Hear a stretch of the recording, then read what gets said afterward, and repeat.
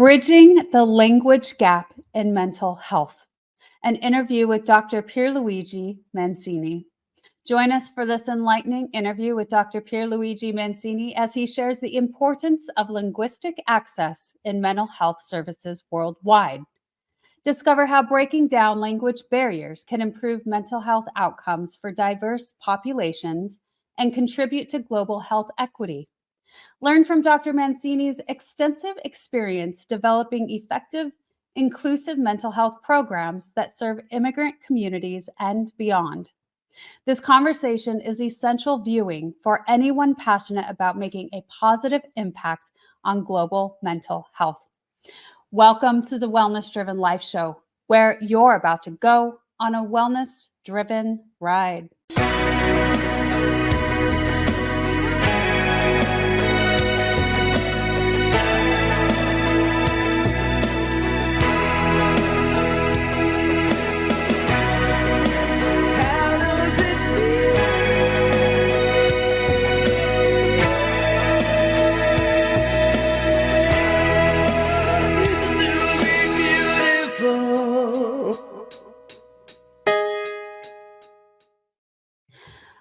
Let me share a little bit about the incredible guests that we have here on the show today.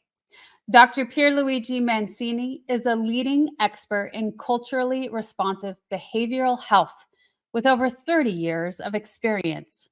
In 1999, he founded Georgia's only Latino behavioral health program and recently trained clinicians for displaced Venezuelans in Latin America. Featured in major media outlets, Dr. Mancini's work has earned 6 Emmy Awards. He chairs the Georgia Behavioral Health Planning and Advisory Council and holds positions on various boards, including Mental Health America. I am so pleased to help welcome to our stage today, Dr. Pierluigi Mancini. Welcome. Thank you, April. It's a pleasure to be here. Hello, everyone. You're welcome. It's more than an honor to have you here on our stage here at the Wellness Driven Life Show. Pierluigi, thank you so much for being here because you have a very passionate project that you are traveling the globe trying to create. And so I'm excited to be able to share this with our audience today. Let's jump right in by having you share a little bit more about yourself outside of that brief biography.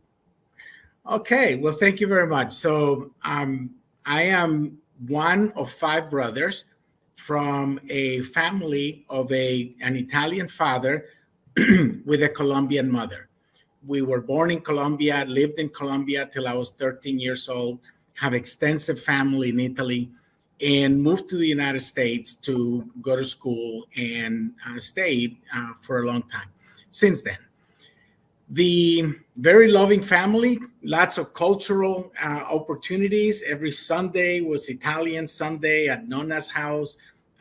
We also had Colombian celebrations. So our parents, primarily our mother, was very good at making sure that we kept all of these cultural traditions. So we were very much infused into the culture of Latin America and the culture of Italy. So it was very good time for us, and we traveled which was also something that our parents instilled in us since we were little. The best way to learn and to see other cultures is to actually be there. So we were traveling since we were born. And here in the United States, we were able to find a home, able to find an opportunity for us to find our meant to do what we love to do. Well, it makes a lot of sense to me why you are doing having an impact globally, quite literally, because you have been familiar with that since the get-go. That was really instilled with you through your upbringing. And so I have had the pleasure and honor of interviewing your brother as well, Dr. Fab Mancini. And so this has been such a pleasure to be able to bring you both here on the show because you both, and you said you have more siblings, and all of you are really making an impact outside of the brother you lost. And I'm so sorry to hear that. But all of those things have really inspired you guys to make this incredible impact. So let's talk a little bit about the one that you're most passionate about, and that involves the linguistic barriers in healthcare, and specifically mental health care. So would you mind sharing a little bit from early on what sparked you to be so inspired to make a global change in this regard? Well, it's really a mission. It was a spiritual message. It came like lightning. I couldn't ignore it. So the way I got here is during my first year of college. I didn't have a lot of direction. When my parents got married, my father was 21, and his father said, well, you're married now, so you just have to go run the factory. We had a pasta and semolina factory in Colombia. So my father didn't get the opportunity to go to university, and he just went and started, being the president of this factory.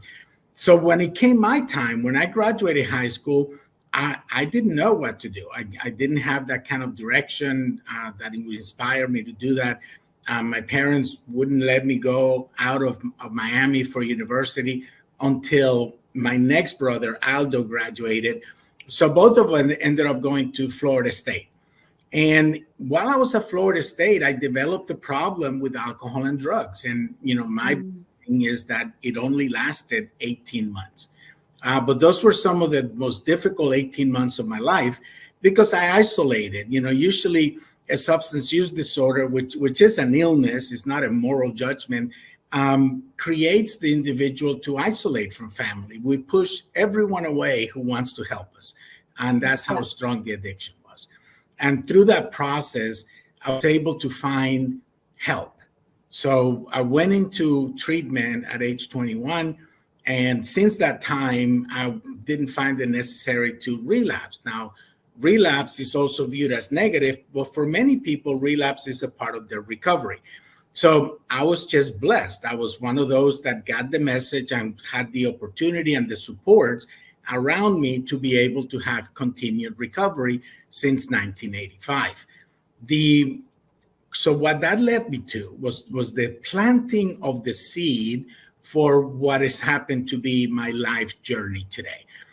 When I was in treatment, my parents, who've lived in multiple countries and speak multiple languages, they were struggling to understand what these clinicians that only spoke English were trying to tell them about what I needed and what I was going through.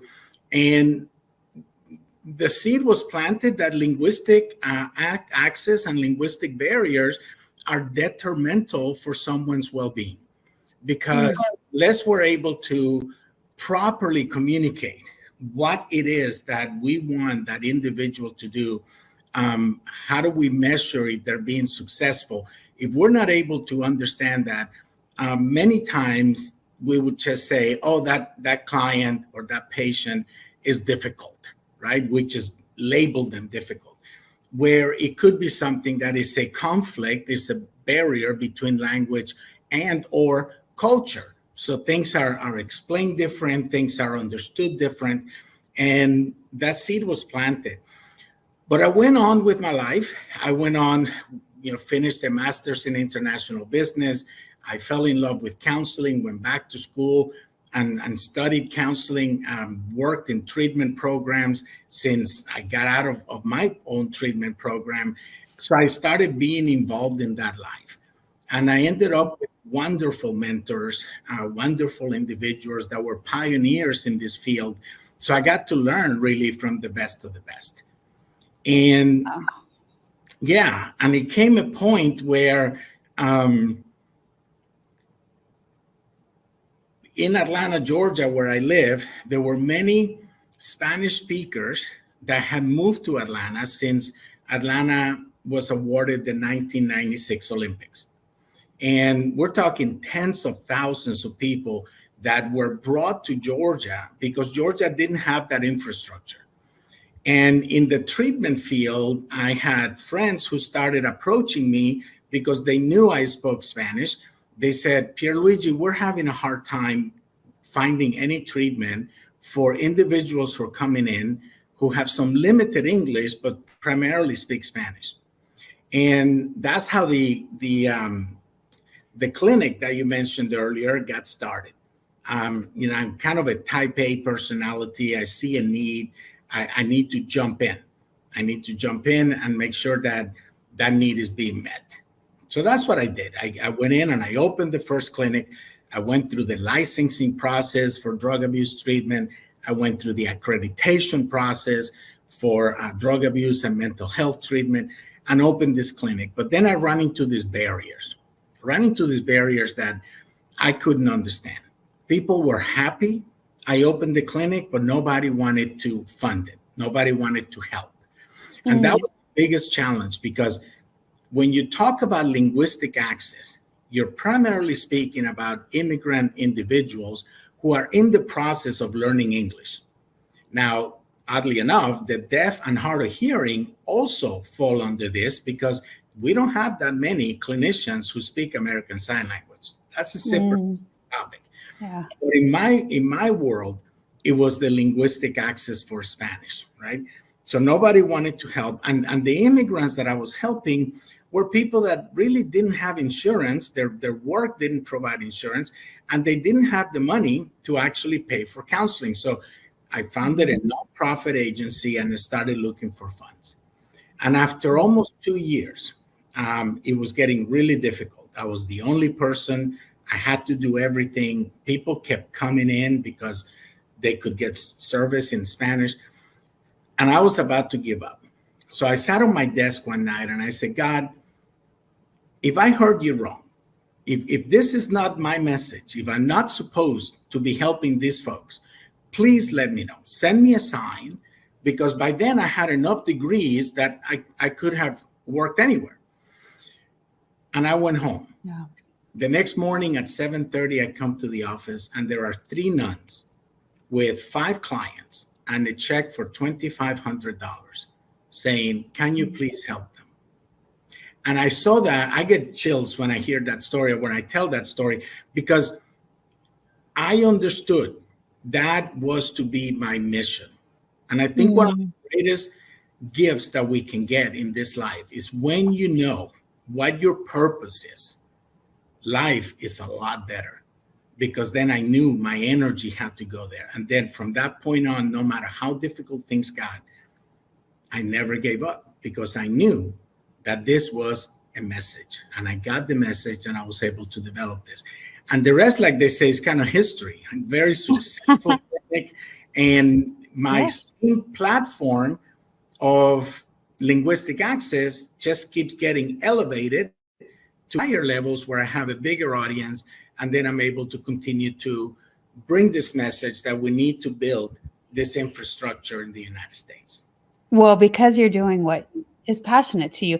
And Pierluigi, that was so apparent to me when you were speaking about your journey early on, where you had this 18-month tragic period during your life, and which is interesting because for people who have grown up in such a beautiful family setting where family is everything and you're very involved and engaged, to have a period where you're isolating yourself from others is more extreme because you're not as used to that. And so what I hear from you, Pierluigi, though, is that the need that you saw with the language barrier between the experts and your parents was greater and far surpassed you wanting to stay in that hole. And so you wanted to bridge out, get out of that, and make a difference. And thus you were on your journey. And moving forward with, starting your own practice after gaining so much knowledge in your background and really being able to make that difference, the difficulties of that. And thank you so much for sharing that, because so many people, when they view others who have this extreme success, such as yourself, they don't understand or see or, have that aspect that there were so many challenges and difficulties, and that person fell more times and had to get up more times than than they had wanted to get where they are today. Yeah. Yes, and I absolutely agree. My period of addiction at the beginning, yes, it was a tragedy. I was, had legal problems, had money problems, had isolated and had burned friendships and everything that happens when someone is in that state. But I've come to view it as a blessing, because in a very big way, I don't think I could have the success that I've had today. I don't think that I could have had the opportunities that I've had today or met the people that I've met today without having personally experienced what a substance use disorder is. To personally experience what an individual goes through in order for me to be able to develop the programs that I had developed. I also think that the lessons learned go beyond just creating the clinic. The work actually started when I hired the first person. They said that there never was a car accident until the second car got on the road, right? So this was kind of the same concept that, as soon as I hired, my first hire was a lovely woman from Mexico. And then I had to bring, actually, I couldn't find clinicians here. I had to bring clinicians from Peru and from Argentina. So immediately we had 4 different countries under one roof. And we started to understand that even though everyone assumes everyone in Latin America, from Mexico to Argentina, since you all speak Spanish, then you all should be getting along great. But yes, we all speak Spanish, but there are differences within the Spanish or linguistic, even within the Spanish, from one country to another, and culturally. And people often forget that in many, many of our countries, we still have a very large indigenous population, their own language and dialects. So it is not, we started learning, you cannot put everyone under the same roof, because all these differences are there. There's so many differences. I agree with you. And, isn't that part of bridging the gap? There's so much more to it that we have to consider when it comes to bringing people together to work alongside one another. So we'll move into our commercial. And when we get back, I'm excited to continue the conversation. Stay tuned. Thanks. Are you ready to take control of your ride to wellness? Rev up with Driven Living. Visit www.drivenliving.com and buckle up for a journey. Get exclusive access to our Wellness Driven Life Show guest portal, where you can dive deep into the minds of our esteemed guests. Sign up for our newsletter and get insider scoops on these distinguished personalities. It's like having a backstage pass to their life-changing wisdom. But that's not all. You'll also receive a free hug. You heard me right, a free hug. An enlightening ebook from the Driven Living team. Discover the science-backed benefits of hugging yourself. It's a fill-up for your wellness tank. Because at Driven Living, we believe in fueling your journey to wellness, both physically and psychologically. So what are you waiting for? Visit www.drivenliving.com today. Welcome back, everyone. Here with Dr. Pierluigi Mancini. And so, Pierluigi, something that I would love to know, because you have this extensive knowledge and background in bringing people together and getting past all of those barriers, such as language, culture, all of those things. Can you share with us a little bit about what are some of the main ingredients to being able to do that? So I'm a big believer of cultural humility. Well, humility in general. And I often, I teach my kids and anyone that would listen that gratitude and humility must be part of your daily ingredients. I think that we're grateful every morning. It's the first thing I do when I wake up in the morning. Get on my knees and give thanks for everything, for breathing, for having the legs that work, for having a little food in the fridge, for having a roof, all of those things. But then humility, right? So humility is when you do something, do it from the heart. Do it because you want to do it, not because you expect people to notice or expect people to give you accolades. Or I think those two ingredients play a big role. And I think that's what's helped me bring people together. Being humble enough to understand that, yes, I've learned a lot, but even to this day, I don't know all of it. I learn on a daily basis something about culture or language barriers. Somebody tells me something and I have not realized that. And I'm always grateful for that. And I want to continue to be a lifelong learner in these topics. So when we started bringing different people from different countries, before I stepped down, we had staff members from 17 Latin American countries, and we had clients from all 22 Spanish-speaking countries, from Brazil, Portugal, and Spain, because we provided services in English, Spanish, and Portuguese. People forget that Brazil is the biggest country in Latin America, but they were colonized by Portugal, so they speak Portuguese. Well, we developed this Portuguese-speaking clinicians to serve that community. And the reason we had success at the beginning, there were a lot of people coming, and it was just me.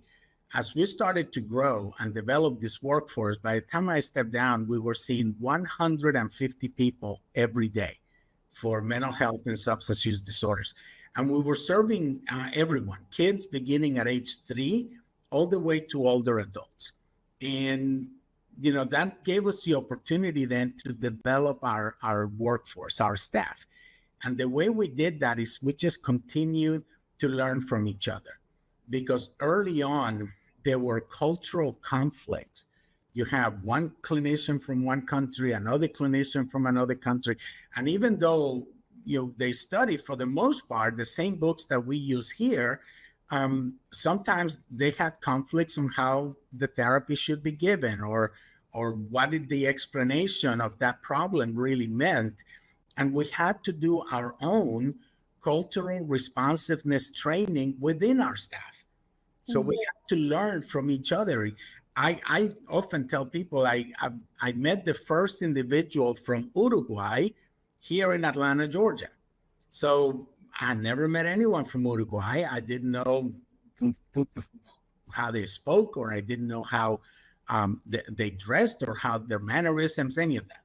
So I think that, being humble enough to know that we have to continue to grow and we have to continue to learn did help me bring people together. And then to begin to find support after the nuns, it was all about outcomes. It was all about demonstrating that not only were we able to help individuals, but that in turn, these individuals then were able to turn their lives around. And when we started showing other agencies, even some of the same agencies whose door I knocked on early on and they turned me down, they began to come to us and said, hey, we want to help. We want to support. And then the community responded. And we had wonderful support from our community here in Atlanta. And we had wonderful support from business, from government. And then it kept growing. But I think that's the key. I think it's understanding that when we bring people together, we cannot assume everybody's going to like the same food, for example, or everybody's going to understand everything we're saying if we're just speaking from our ethnocentricity, from our worldview.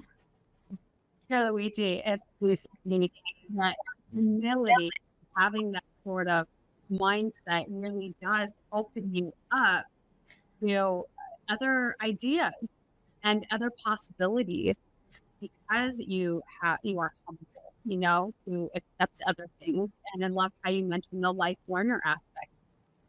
Some of the greatest minds in our world just simply could not do what they're doing without being life learners and without being humble and open-minded. So, the way that you have brought this about and how it's grown so much is because the need is so great, and it is a global need. So once you figure some things out, like you had the trial and the error of what does work and how you do bring people together, then you have the community on board. So that's an incredible journey. Thank you. And the gap is this wide, at least in the United States. In the United States, we have 50 million foreign-born individuals. That's 50 million people that live here who do not have immigration issues. Because I want to make sure we clarify that, right? People may want to politicize language access, but these are folks with no immigration issues, right? Half of them, 25 million people that live in the United States are still learning English, and they cannot express themselves fluently in English when they're suffering from a mental health issue or a substance use disorder. So what happens is we have 25 million people suffering in silence because of a linguistic barrier. So we need to continue to understand that this is much bigger than what I found here in Atlanta, Georgia.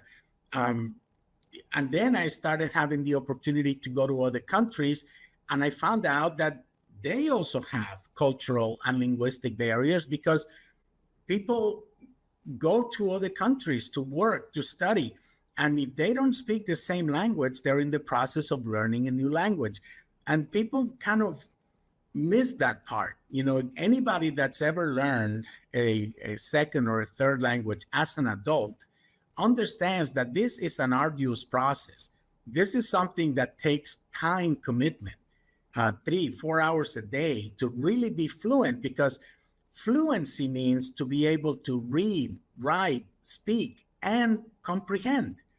Now, most people for their job, they're able to speak English around that job. So they're able to, for example, take an order in a restaurant, or a mechanic can tell you what's wrong with the car, those kinds of things. But if those same individuals are asked, can you tell me about your emotional journey? What is it that's bothering you? Tell me what the problem is. They may not have the English skills to do that. If they're forced, then that creates a whole different set of problems, because miscommunication is the number one problem for misdiagnosis, for prescribing the wrong medication, and even for involuntary commitment of individuals that don't need to be in the hospital. And it's all because of that language barriers, being able to express what we need to express in the language that the client understands, in the cultural way that the client understands. Those are all incredible points. And, you wouldn't necessarily think about that unless you were involved in that or living in that, where you were needing help. And again, talking about those barriers and being misdiagnosed. My goodness, we have that in your regular language in the healthcare system. So, I can only imagine the challenges with that. One of the questions I have for you, Dr. Pierluigi Mancini, is your brother, Dr. Fab, is doing some really cool stuff out there in the world. And that's where I had the pleasure of meeting you at one of his events. And we talk about biohacking. And so when we talk about mental health and all of the things for bettering ourselves, for self-improvement, what are some of the things that you would find are most effective that people can do on their own outside of the mental health care system? So, biohacking your own mental health is not as difficult as it sounds.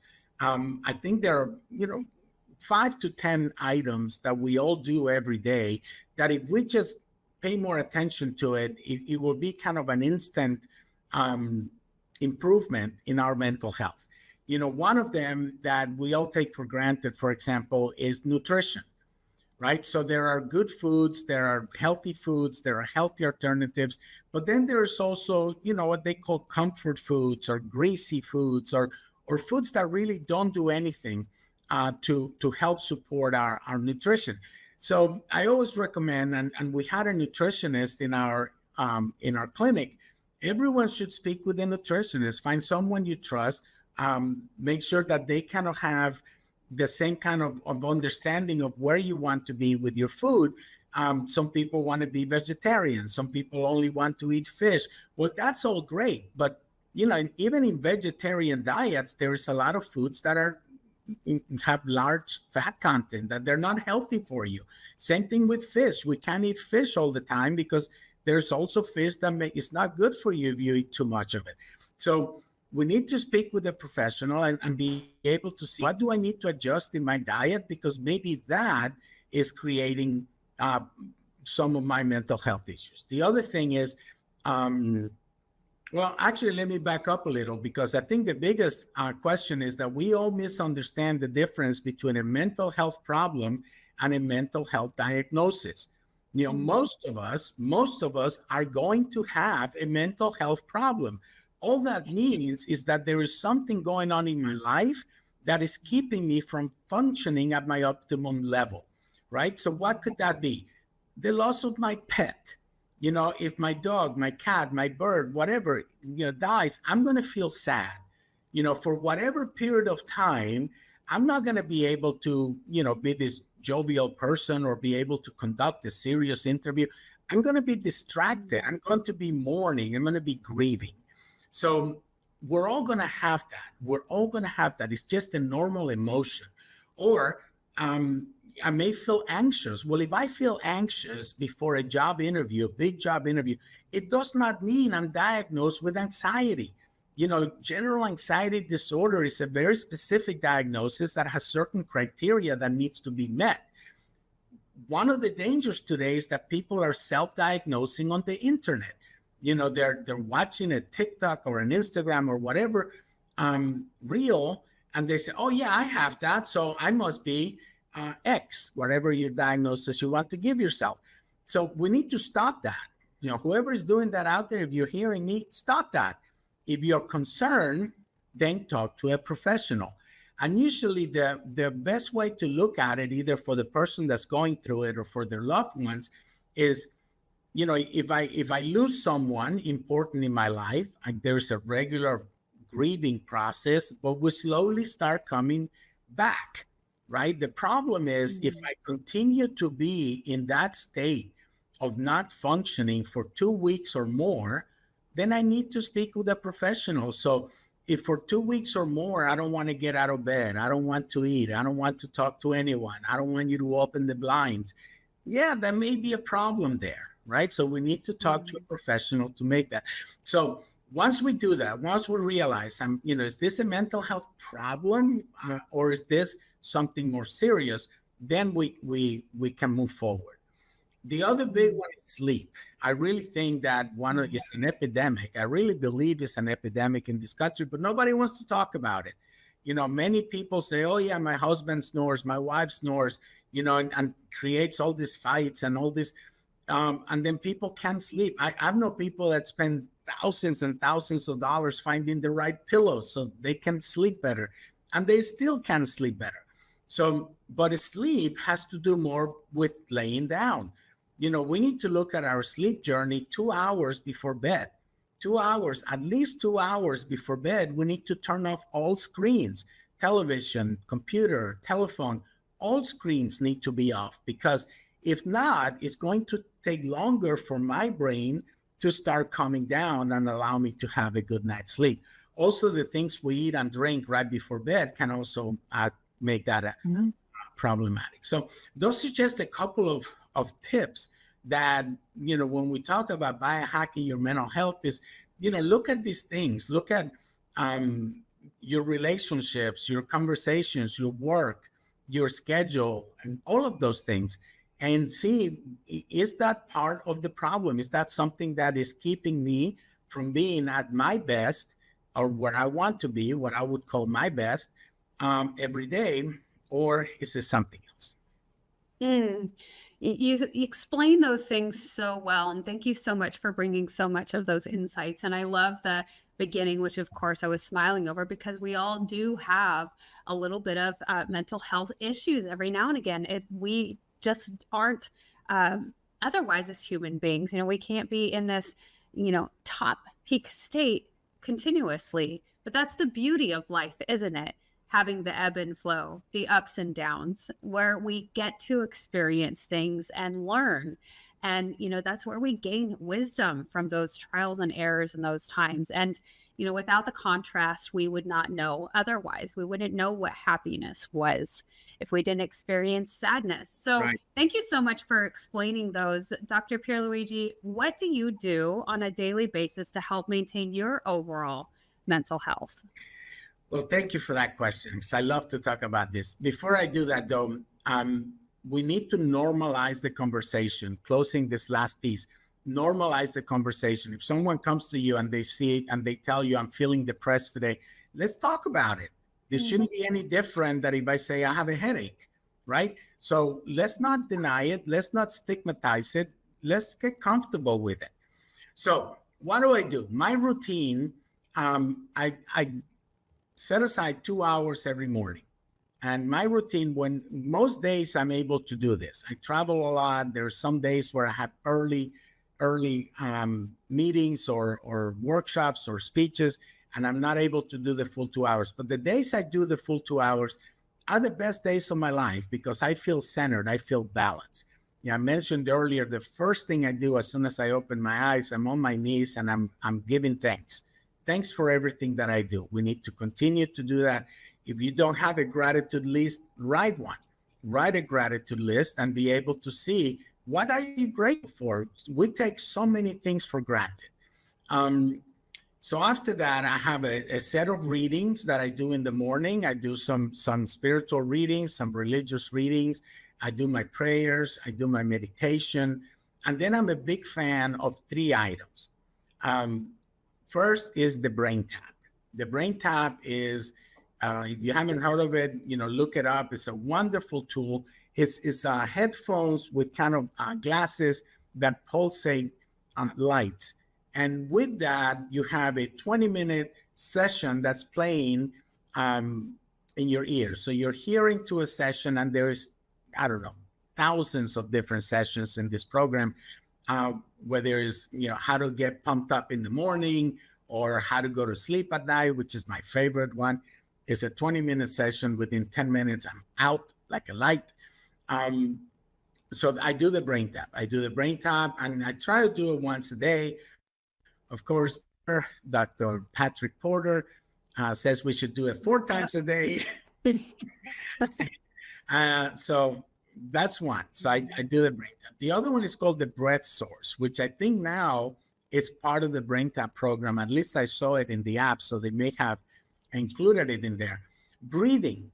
And the reason I do the breath source is because we forget how to breathe. We truly forget how to breathe. I was in a Zoom session a couple of days ago, and there was a person there, and they just couldn't get the words out. Like they were trying to speak and forgot how to breathe. So every morning, intentionally, and you can do 1 minute to 5 minutes, longer if you want. I usually stay within 1 and 3 minutes of a breathing activity. Get that oxygen into the lungs, get the oxygen into the stomach, get the oxygen into the brain. And it's a wonderful, wonderful experience. And the other one that I'm also a big fan on is the red light therapy.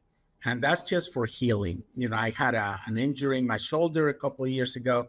But this red light therapy really helps me. And then I do my physical exercise. So I either do, if the weather is cold or I don't have much time, there is a 30-minute high impact activity I can do here.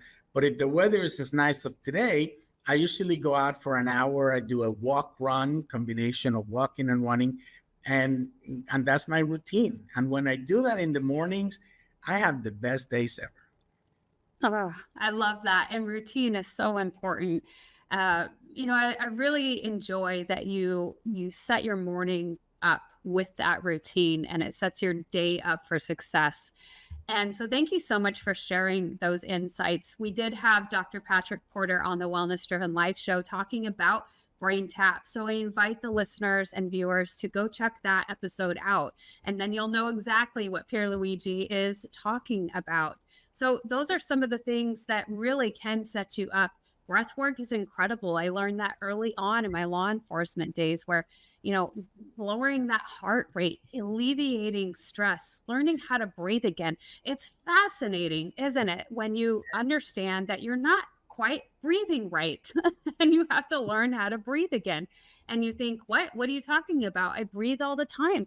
But yet, yes, there are ways that we can breathe to where it benefits us so much more.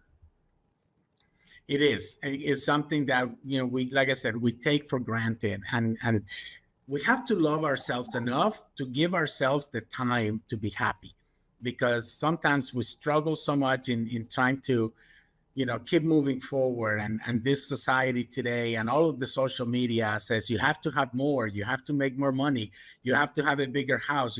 No, stop all that. You are your only responsibility, because if you take care of yourselves, all those around you are going to benefit, and greater things are going to continue to come your way. Absolutely. Dr. Pierluigi, you have been such an exceptional guest on the Wellness Driven Life show today. Is there anything else you want to share with our audience? Yes, I'm glad you came back to this, because I don't know, we labeled this bridging the gap. We put linguistic access, and I felt that I didn't get to give an example of how serious this can be. So if I could do that, yes. I'll give you a true example, something that really happened in a state I won't mention, but there was a woman in her 80s, lost her husband, and she started feeling very sad, and she went over this 2-week period I mentioned earlier. So her family was concerned. Now, she had limited English proficiency. She came here as an older adult. She did not speak English very well. So they wanted her to have an evaluation, and she went to a psychiatrist. Well, she went to a center, and they had a psychiatrist, but the psychiatrist did not speak her language. So they brought in an interpreter.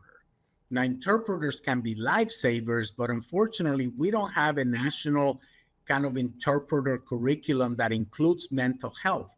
There are very few ways for even certified interpreters to get mental health interpreter training.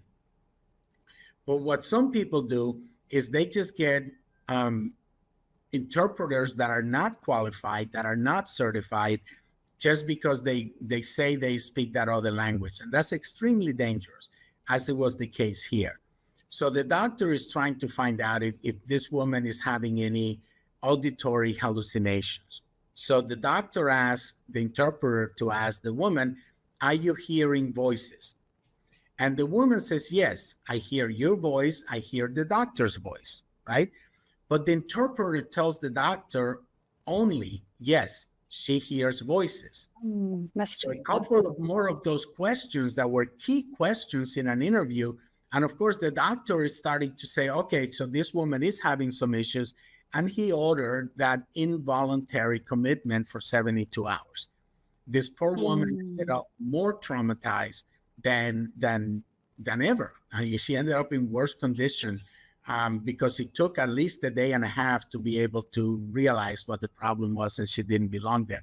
But otherwise, people, and this happens all the time, people may get involuntarily committed because of language or culture barriers. And we need to build this infrastructure to avoid those kinds of mistakes, or even prescription, because if the doctor or the therapist makes the wrong diagnosis, they may give that person the wrong treatment, including the wrong medications. And that, again, can also be life-threatening and dangerous. That story is so impactful, powerful, and it happens often. Yes. And I know it does. And that's so sad to hear. So the work that you're doing is incredibly impactful, incredibly important. And so that said, what are some of the things that you are doing to achieve this goal? I mean, you've mentioned many of it, but I also know that you are speaking globally on these issues. So how are you making the greatest impact? So there's two very clear solutions to this issue. So how do we build this infrastructure. You have your providers and you have your workforce, right? So we need to be able to teach the providers how to develop these programs that would provide the service in another language. And we need to develop this workforce that really doesn't exist. We have a shortage of clinicians in general, but clinicians that speak other languages are even in more demand. So how do we develop this workforce? Again, very specific solutions. The first one, there are many people that live in the United States that came in, again, no immigration issues, who were clinicians in their home country, but we won't let them work as clinicians here. And that lies in every state's Secretary of State office. So every state has their own licensing boards, usually in the Secretary of State office. And those boards have very specific rules of who can practice being a professional counselor, a licensed professional counselor. And what happens is when people come in and try to fill the application, many of those applications don't go forward because they ask for items that don't exist in these other countries. For example, in Latin America, well, let me start with here. Here, traditionally, it's 4 years for a bachelor's degree, 2 years for a master's degree, usually. In Latin America, you go for 6 years straight. And when you finish, they give you your diploma. And your diploma is kind of your license. Then you go and open your office and you start seeing clients. Here, you have in the master's program, you have an internship, you have clinical supervision, and then you have to sit for an exam. Well, if you don't have those things where you came from, then they want you to go complete a master's degree here in the United States, which many immigrants either don't have the time or cannot afford, or both, right? So we need to be able to make it easier for these individuals who are already here and can be institutions to serving those 25 million that I mentioned earlier, if we can verify their education, which is not difficult to do, even if the diplomas don't exist, because we have people coming from countries where universities or buildings have been bombed, so there's not even a paper or a digital copy of the item.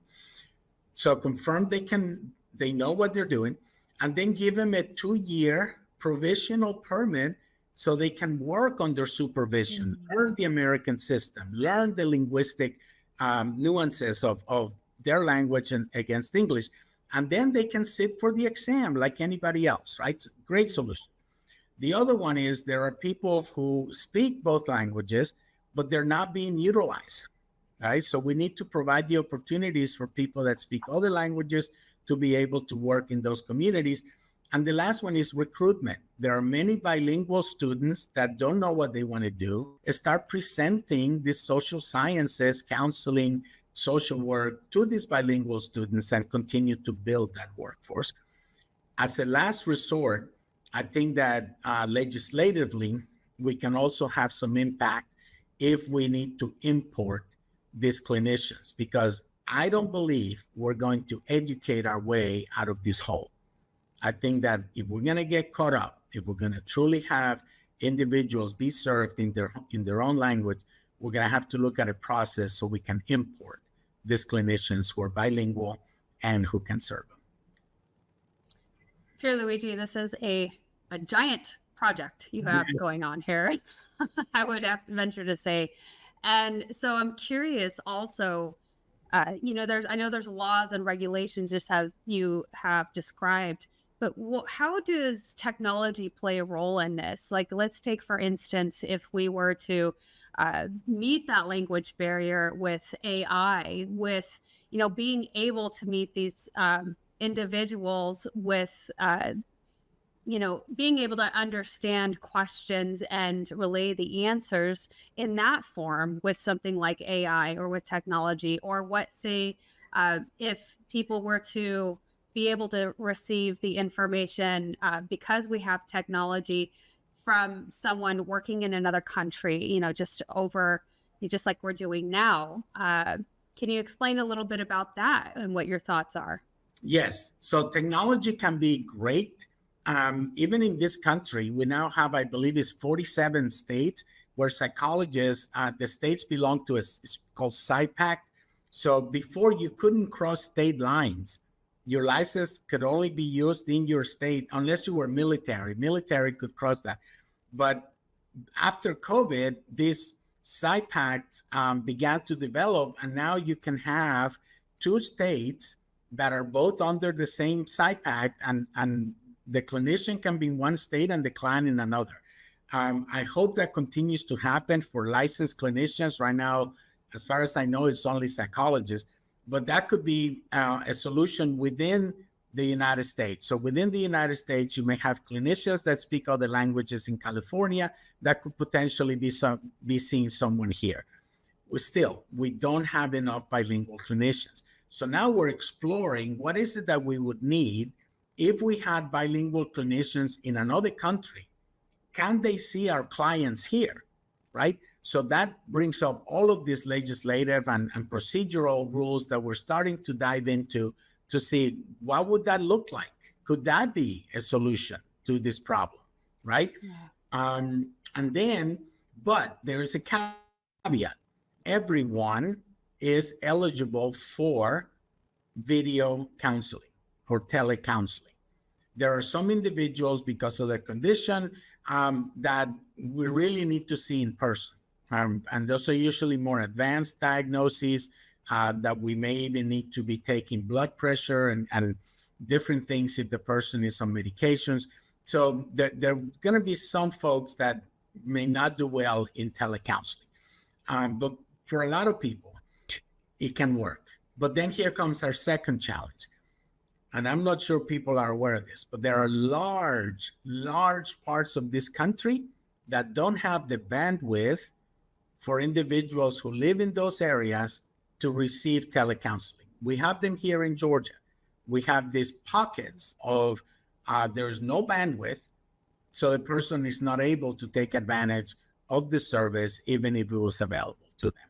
So technology can play a big role. Now, you mentioned AI, so artificial intelligence in mental health and substance use disorders, especially when it comes to what I do, which is culture, language, health equity, health disparities.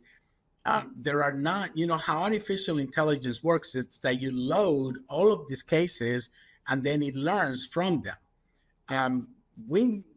My knowledge, we're not loading a lot of cases of individuals with culture and linguistic differences for AI to be able to become a tool for us to use at this time, for a couple of reasons. First, we need to serve more people so we have enough cases.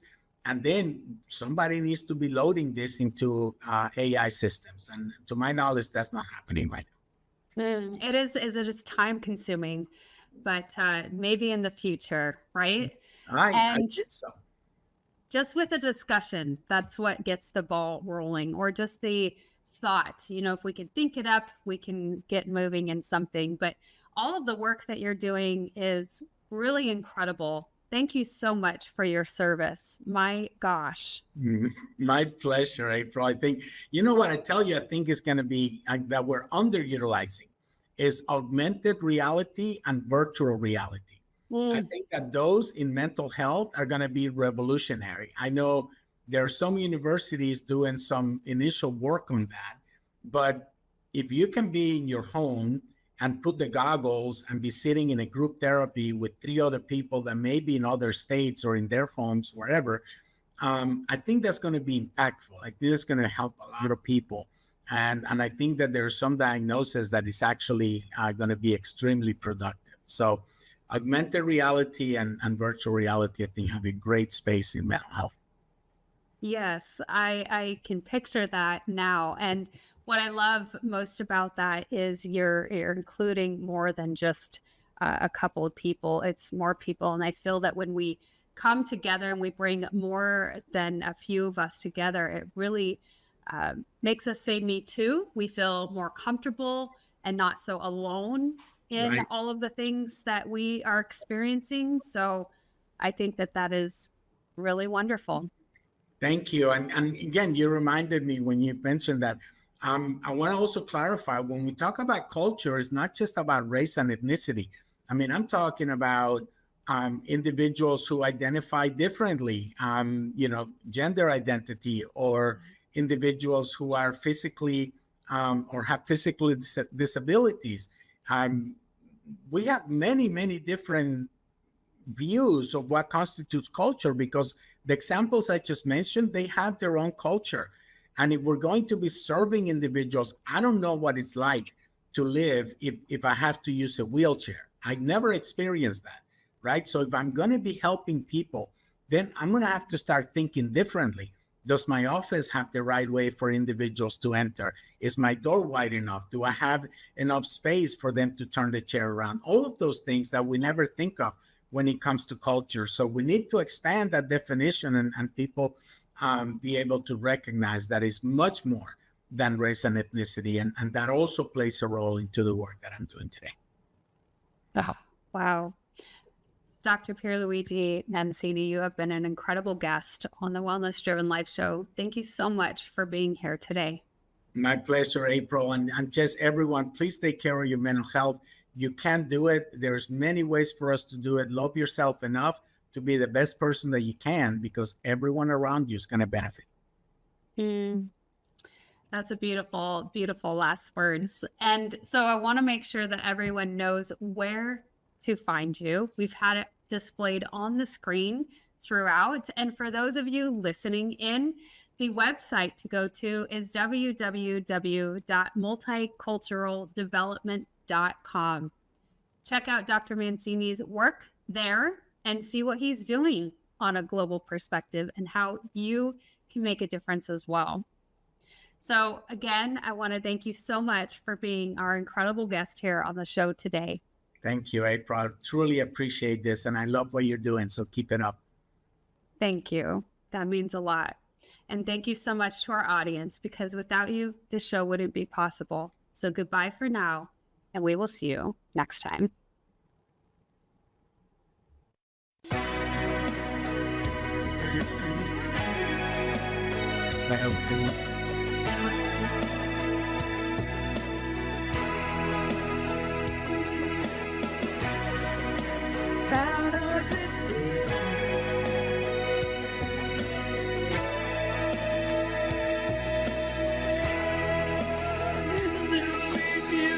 Beautiful.